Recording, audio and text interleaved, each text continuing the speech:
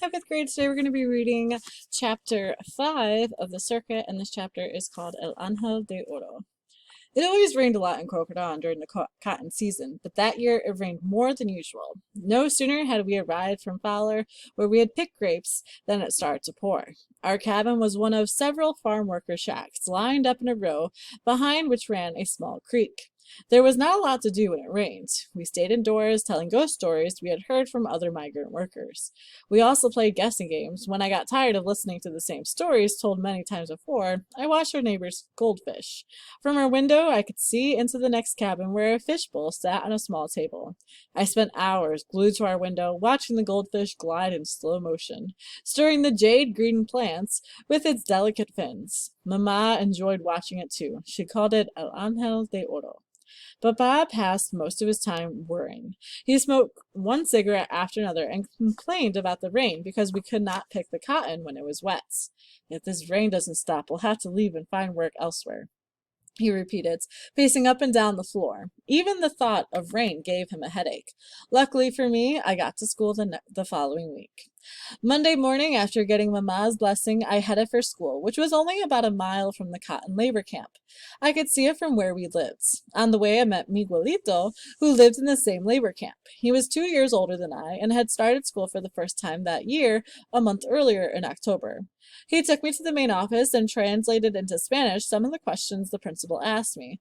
Before I was led to my third grade class, Miguelito and I agreed to meet on the playground after school and walk home together.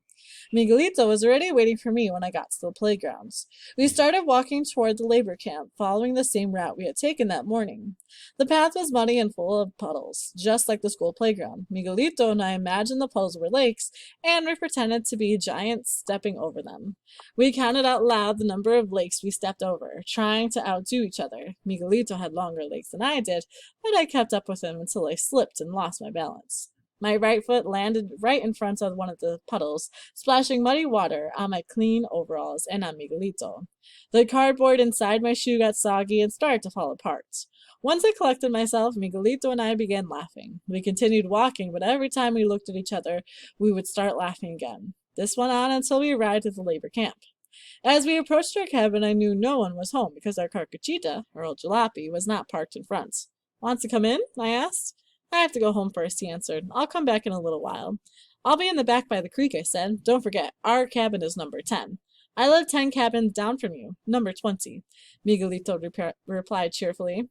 I went inside our cabin. It was cold and quiet. I went over to our window to look at our neighbor's goldfish. I watched it swim back and forth. I wonder if he gets lonely, I thought to myself. I then went out behind our cabin and sat on a rock by the edge of the creek. I listened to the water murmur and watched the little gray fish play with each other.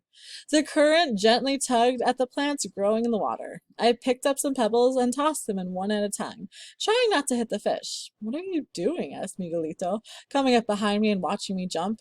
I'm just watching the little fish while I wait for my parents to come back from work. Do you want to catch some? Catch what? I asked. Fish, tonto, he replied, chuckling. Before I could answer, he jumped up like a grasshopper, ran over to a small pepper tree that was a few yards away, and yanked off 2 branches. These are our fishing poles, he said excitedly, handing one over to me. Tomorrow I'll bring the other stuff and we'll finish making them. That night it poured again, and then in the morning the rain turned to drizzle.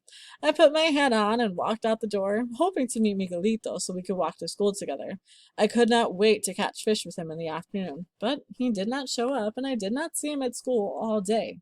When I returned home from school that afternoon, I went to see if he was waiting for me by the creek. He was not there either.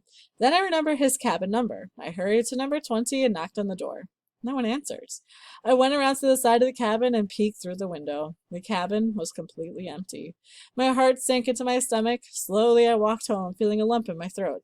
I heard Miguelito's laugh in my head and thought about our game with the puddles.